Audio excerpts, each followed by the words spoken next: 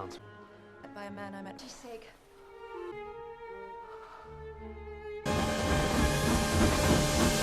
Are you leaving Moscow?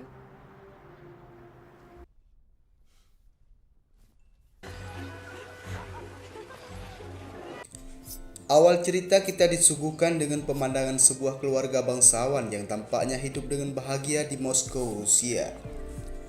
Namun sebenarnya tidak jika kita mengetahui seluruh alur ceritanya. Keluarga ini milik pria bernama Stiva. Dia sedang membangun kembali hubungannya dengan sang istri, Dolly, yang retak karena termakan usia. Background film ini dikisahkan sekitar tahun 1874, pada saat Kekaisaran Rusia masih berjaya pada abad ke-19.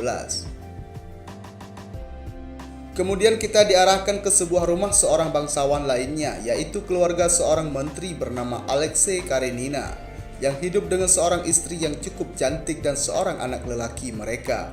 Tampaknya saja mereka keluarga yang hidup bahagia, namun sebenarnya kita akan mengetahui seiring cerita film ini berjalan. Istri dari menteri ini bernama Anna Karenina, adik dari Tuan Stiva. Tampaknya Anna baru saja mendapat surat undangan menghadiri acara perjodohan anak sahabatnya di Moskow bernama Kitty, sekaligus untuk menyelamatkan rumah tangga saudaranya yaitu Tuan Stiva dengan Dolly. Keesokan harinya Anna pun pergi dengan menumpangi kereta api tujuan Moskow dan bertemu seorang wanita bangsawan di dalam kereta api tersebut. Di sana mereka terlihat mengobrol dan semakin akrab. Scene berpindah, di sela-sela kesibukannya Tuan Stiva kedatangan seorang teman lama dari jauh bernama Tuan Lepin. Kedatangan Lepin rencananya ingin meminang seorang perawan cantik bernama Kitty. Namun ia ditolak mentah-mentah oleh Kitty karena hari ini adalah hari perjodohannya dengan seorang yang lebih gagah dan tampan, berpangkat perwira militer dari keluarga yang sangat terpandang bernama Vronsky, dan ini dia orangnya. Levin pun sangat terpukul dan hatinya hancur berkeping-keping seketika itu juga, dan dia akan pulang ke kampungnya. Di stasiun kereta, Vronsky sedang menjemput ibunya, dan di sana ia sepertinya terpincut dengan keanggunan seorang Anna Karenina, adik Tuan Stiva Oblonsky. Ternyata teman satu tempat duduk Anna tadi di kereta adalah ibunya Vronsky. Lalu Vronsky pun berkenalan dengan Anna sambil menikmati senyumannya yang seketika itu merobek jantung hati mengetahui Anna sudah bersuami dan memiliki seorang anak. Dan disinilah kisah cinta terlarang mereka dimulai. Vronsky terlihat berusaha mencuri perhatian Anna dengan berbagai cara. Anna juga tampak terkesima dengan usahanya Vronsky. Anna berusaha mencari tahu tentang Vronsky melalui Tuan Stiva. Namun ternyata Vronsky akan dijodohkan dengan Kitty. Lalu Anna pun memotong pembicaraan dan mereka melanjutkan perjalanan pulang. Sesampainya di rumah, Anna pun bertemu dengan Dolly dan berusaha untuk menyelamatkan keluarga mereka dengan berbagai cara. Akhirnya Dolly pun bersedia memaafkan Stiva. Suatu malam ketika acara pesta perjodohan akan dimulai, Anna sedang duduk di atas sebuah ruangan. Lalu di bawah ada Vronsky yang sedang bersiap untuk pergi ke pesta tersebut. Di sana Anna tampak mencuri pandang terhadap Vronsky dan sepertinya ia ketahuan oleh Vronsky. Pesta perjodohan pun dimulai. Kitty hadir dengan gaun yang cukup cantik. Stiva pun datang dengan Anna Karenina. Sebenarnya di sana Kitty berusaha mencari perhatian orang-orang. Namun dia masih kalah pengalaman dengan Anna yang tampil dengan anggun dan elegan. Lalu muncullah Vronsky yang sedang memantau dari jarak dekat. Namun Anna langsung bergegas pergi berdansa untuk menutupi hasrat terlarangnya. Lalu merasa tidak enak, Vronsky juga mengajak Kitty untuk berdansa, juga untuk bisa memandangi Anna dari jarak dekat sambil berdansa. Sepertinya Kitty mengetahui kalau Vronsky berusaha mencuri pandang dengan Anna. Namun sepertinya Anna juga tak tahan. Ia terus-terusan memandangi Vronsky dari jarak jauh hingga dia kepergok Vronsky sekali lagi. Dan Vronsky pun mengajaknya berdansa. Awalnya Anna menolak. Vronsky bilang jika Anna tak bersedia maka dia akan langsung pulang dari pesta tersebut. Anna pun kemudian bersedia berdansa dengannya hanya demi Kitty supaya Vronsky tidak pulang. Perdansaan mereka mencuri perhatian semua orang seperti pasangan yang cukup romantis dan menguras perpacuan detak jantung Kitty melihat keharmonisan mereka berdua. Kitty merasa hatinya sangat hancur lebur melihat pertunjukan mereka dan pesta pun akhirnya usai. Anna akan pulang ke suaminya dengan sebuah kereta, namun di sana ia tampak dicegat oleh Vronsky. Anna bilang ke Vronsky, lupakan aku karena ini semua salah, dan Vronsky harus pulang ke Kitty. Namun tampaknya Vronsky tak mau mendengarkannya. Sepertinya Vronsky mengikuti Anna pulang ke St. Petersburg. Di sana dia menginap di rumah sepupunya Putri Besti. Di lain sisi terlihat Anna benar-benar sedang dimabuk asmara dan dia berusaha menyembunyikan dari suaminya. Keesokan harinya ternyata Vronsky benar-benar menguntit Anna kemanapun ia pergi. Dan terlihat Anna pun tampak cukup nyaman meski terus-menerus diikuti Vronsky. Namun ini masih menjadi rahasia hatinya. Di sebuah acara opera yang dihadiri oleh Anna, terlihat juga Vronsky datang melalui sepupunya Besti. Dan di sana mereka berdua tampak saling mencuri pandang. Akhirnya Vronsky ketahuan oleh Besti bahwa dia menaksir seorang istri dari menteri terhormat di sana. Dan Besti pun mencoba memperingatinya, namun Vronsky tetap keras kepala. Ternyata Besti kenal dekat dengan Anna dan dia pun merencanakan sebuah pesta untuk membuktikan kepada Vronsky bahwa Anna tidak akan melanggar pernikahan sucinya dengan Alexei Karenina. Dan Vronsky pun benar-benar putus asa dan akan pergi ke teknik untuk urusan militer. Namun yang terjadi di sana adalah sebaliknya. Anna tiba-tiba datang dengan girang dan mencari-cari Vronsky. Seolah-olah ada kontak batin di antara mereka berdua. Vronsky pun membatalkan keberangkatannya dan balik ke acara pesta tersebut. Di saat harapan Anna akan sirna untuk cerita cinta perselingkuhannya, tiba-tiba Vronsky datang. Kemudian Anna tampak semakin bahagia kegirangan yang belum pernah ia dapatkan dari suaminya berdasarkan pernikahan perjodohan keluarga. Namun di sana tampaknya sisi baik Anna muncul untuk sesaat setelah suaminya tiba menjemputnya. Namun ketika ia mengatakannya kepada Vronsky, Vronsky malah mengatakan bahwa ia membatalkan kenaikan pangkatnya juga kepergian tugasnya ke teknik demi bisa bersama dengan Anna. Anna pun semakin galau dibuatnya. Lalu Vronsky kembali bertanya kepada Anna apakah dia menginginkan Vronsky untuk pergi dan meninggalkannya. Pada malam itu pula Anna memutuskan kisah cinta terlarangnya dengan Vronsky akan berlanjut dan sekaligus akan meruntuhkan rumah tangganya dengan Tuan Alexei Karenina yang sudah dibangun selama 8 tahun silam. Anna pun kemudian pulang ke rumah dan suaminya mengajak berbicara.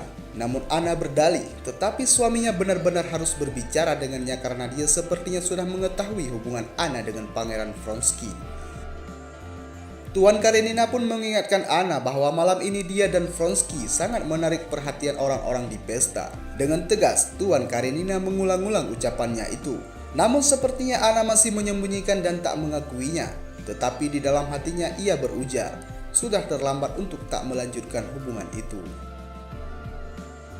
Keesokan harinya Anna pun bergegas pergi untuk bertemu dengan Vronsky.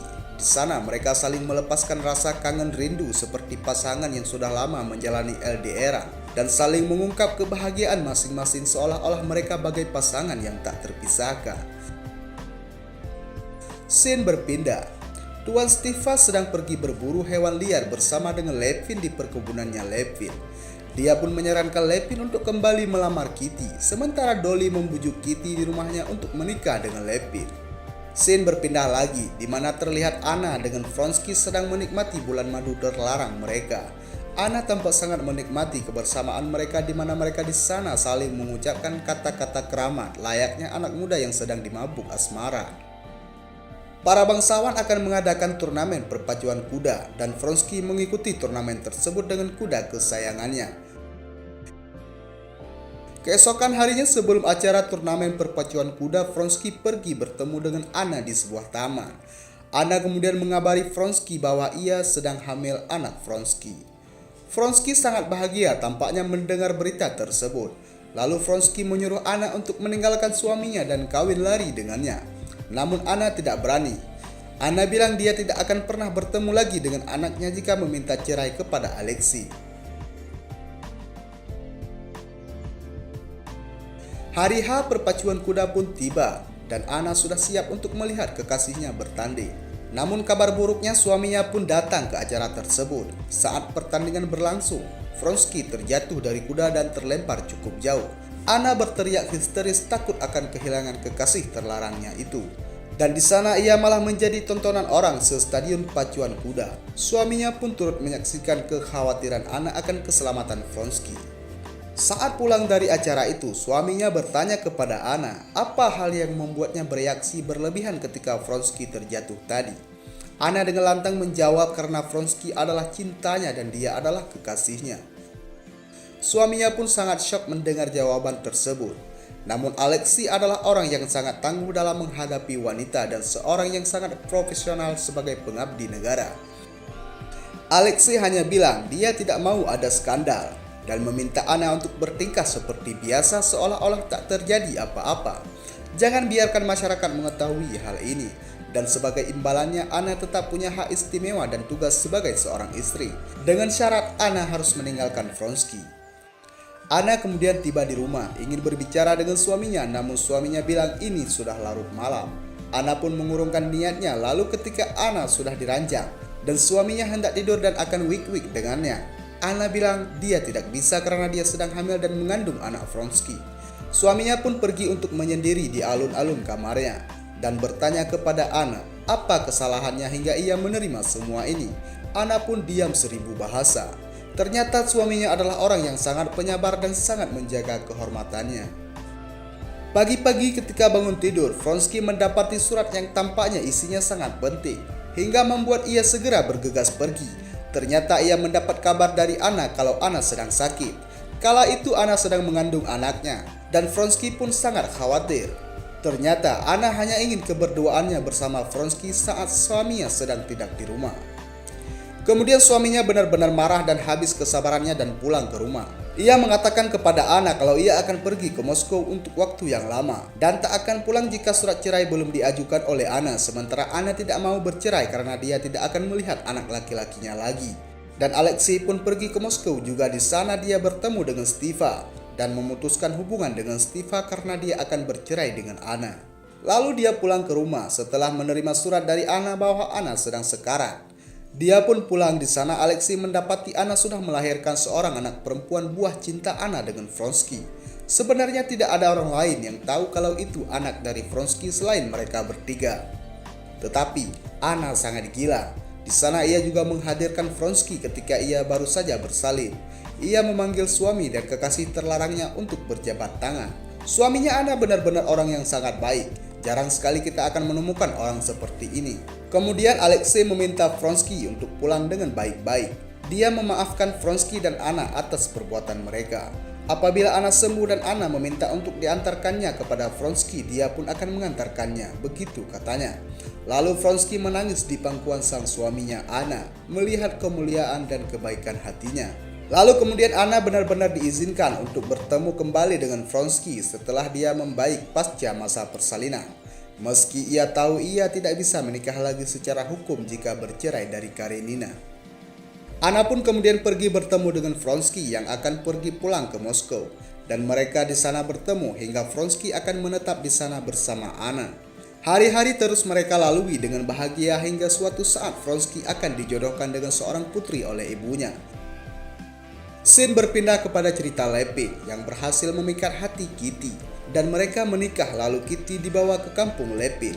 Lepin tampak sangat bahagia melihat hari-hari yang dilalui oleh Kitty dengan kesenyuman dan kegirangan menjadi istri Lepin setelah ia dicampakkan oleh Vronsky di awal cerita tadi. Singkat cerita, Anna telah hidup dengan Vronsky yang mana hari-harinya tidak menyenangkan semenyenangkan dulu karena Anna tidak diterima oleh masyarakat sekitar dan mengecapnya sebagai seorang pelacur kotor yang berbuat malu, seorang yang paling pengabdi kepada Rusia. Hari-hari semakin berjalan, Anna hidup dalam kecemburuan yang menggila kepada Vronsky. Hingga suatu hari Vronsky sudah tidak tahan dengan kecemburuan Anna yang semakin menjadi-jadi. Sementara Vronsky seperti tidak ingin terlalu diatur-atur oleh Anna.